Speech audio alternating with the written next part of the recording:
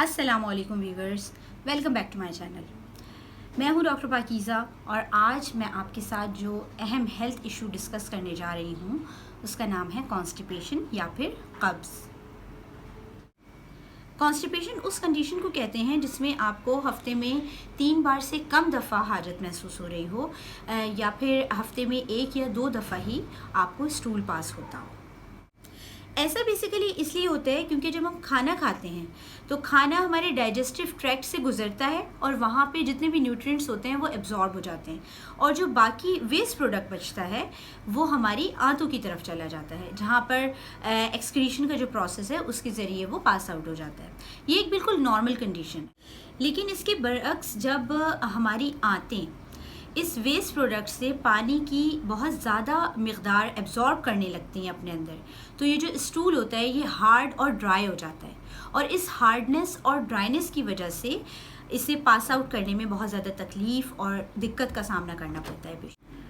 अगर कॉन्स्टिपेशन बढ़ जाए और इसे बर वक्त ट्रीट ना किया जाए तो ये बहुत सारी कॉम्प्लिकेशंस की तरफ भी लीड कर सकती है, जिसमें नंबर 1 हीमोरॉइड्स की प्रॉब्लम हो सकती है आपको, जिसमें जो रेक्टम की वेन्स होती हैं उन पे सूजन और इन्फ्लेमेशन आ जाती है।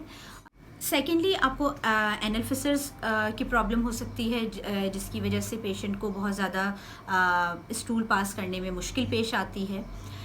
इसके अलावा डाइवर्टिकुलाइटिस की तरफ ये कॉन्स्टिपेशन लीड कर सकती है। ये एक ऐसी कंडीशन होती है जिसमें आपकी जो आंतें होती हैं उन पे जब आप प्रेशर लगाते हैं स्टूल पास करने के लिए तो इसके आपकी आंतों के ऊपर बबल्स की टाइप की प्रोजेक्शंस जो हैं वो क्रिएट हो जाती हैं और उनकी वजह से भी बहुत ज़्यादा सूजन और इन्फ्लेमेशन होती है और तकलीफ़ में इजाफ़ा होता है जब आप स्टूल पास कर रहे होते हैं। इसके साथ फ़ीकल इम्पेक्शन एक ऐसी कॉम्प्लिकेशन है जो कॉन्स्टिपेशन की वजह से हो सकती है, जिसमें स्टूल पास ना होने की वजह से आपकी जो आंतें हैं उनमें स्टूल पाइल अप होना शुरू हो जाता है और इससे आपका जो डाइजेशन का प्रोसेस है वो भी बहुत ज़्यादा स्लो हो जाता है और साथ साथ भारीपन महसूस होने लगता है, आप पूरी तरीके से रिलैक्स महसूस नहीं कर पा रहे होते हैं। तो ये जो कॉम्प्लिकेशंस हैं ये हो सकती हैं अगर कॉन्स्टिपेशन को बर वक्त ट्रीट ना किया जाए। अब आ जाते हैं इसके कॉजेज़ की तरफ। सबसे पहले आपका लाइफस्टाइल। आप अपने लाइफस्टाइल में अपनी डाइट की तरफ अगर तवज्जो नहीं देते हैं, फॉर एग्ज़ाम्पल अगर आप बहुत ज़्यादा लो फाइबर फूड यूज़ करते हैं तो ये कॉन्स्टिपेशन की तरफ लीड कर सकता है।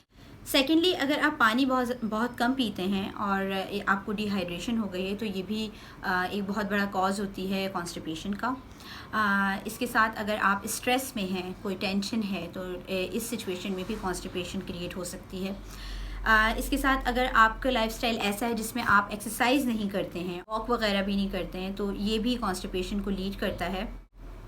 डेयरी प्रोडक्ट्स का इस्तेमाल अपनी डाइट में बहुत ज़्यादा आपने रखा हुआ है तो ये भी जो है कॉन्स्टिपेशन कॉज करते हैं। फॉर एग्ज़ाम्पल जैसे दूध अगर आप बहुत ज़्यादा मकदार में पी रहे हैं या चीज़ से बनी हुई प्रोडक्ट्स आप बहुत ज़्यादा इस्तेमाल कर रहे हैं तो ये भी कॉन्स्टिपेशन का एक बहुत बड़ा कॉज बन जाती हैं। इसके अलावा अगर आप ट्रैवलिंग कर रहे हैं तो ट्रैवलिंग के दौरान अक्सर ऐसा होता है कि आप वॉशरूम की सहूलत नहीं होती है तो ये चीज़ भी कॉन्स्टिपेशन कॉज करती है।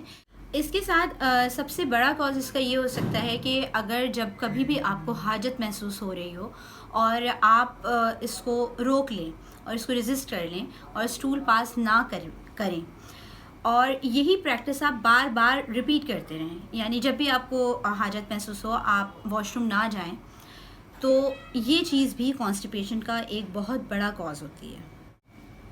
अच्छा, ये तमाम वो कॉजेज़ थे जो आपके लाइफस्टाइल के ऊपर बेस करते हैं।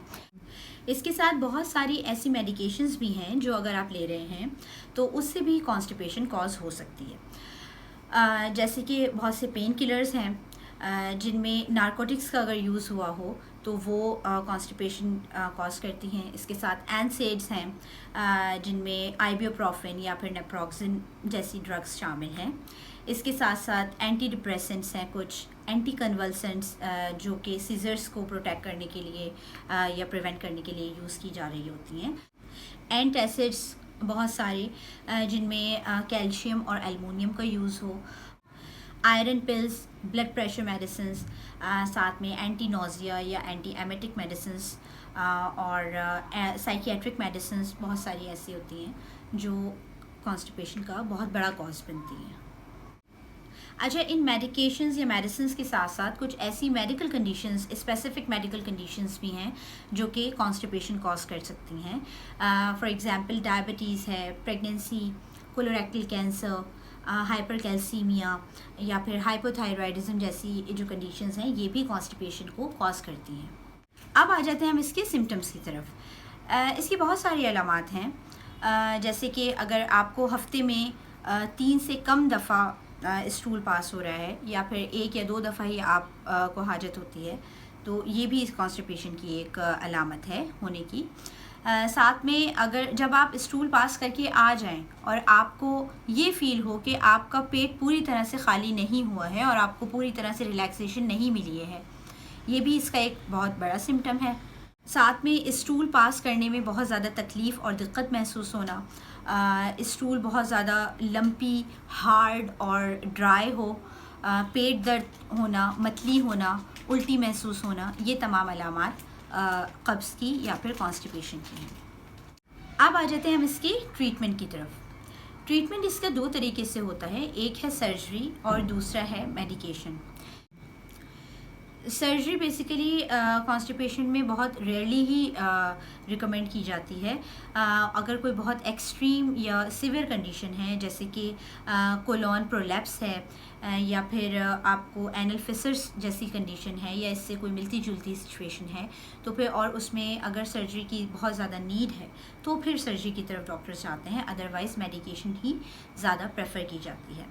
इसकी मेडिकेशन में जो डॉक्टर्स मोस्टली मेडिसिन रिकमेंड करते हैं, उनमें लिनेक्लोटाइड, प्लेकेनाटाइड, लेक्टुलोज या फिर लुबिप्रोस्टोन जैसी मेडिसिन हैं जो डॉक्टर्स रिकमेंड करते हैं। व्यूअर्स, अब आ जाते हैं हम इसके प्रिवेंशंस की तरफ कि हम इसको ख़ुद से कैसे प्रिवेंट कर सकते हैं। सबसे पहले तो आप अपना जो डाइट प्लान है उसको थोड़ा चेंज करने की कोशिश करें। उसमें हाई फाइबर फूड का इस्तेमाल ज़्यादा रखिए, जिसमें जैसे दलिया है, दालें हैं, या फिर जो आप रोटी खाते हैं उसमें फ़ाइन आटे की जगह आप भूसी वाला आटा यूज़ कर सकते हैं। इसके साथ साथ फ्रूट्स आप अपनी डाइट में शामिल रखें, उससे फ़ाइबर का एक बहुत अच्छा कंटेंट आपको मिल जाता है। साथ में अगर आप डेयरी प्रोडक्ट्स का इस्तेमाल ज़्यादा करते हैं तो वो कम कर दीजिए, जैसे कि दूध का इस्तेमाल है और चीज़ से बनी हुई जो प्रोडक्ट्स हैं उनको डाइट में कम लीजिए। साथ साथ पानी ज़्यादा से ज़्यादा पीजिए, एक्सरसाइज डेली करिए, हल्की फुल्की सही लेकिन कीजिए ज़रूर। साथ में अगर जब भी आपको हाजत महसूस हो तो आप उसको रेजिस्ट ना करें, उसको फ़ौरन से आप जाके रिलैक्स होने की कोशिश करें, वॉशरूम जाइए।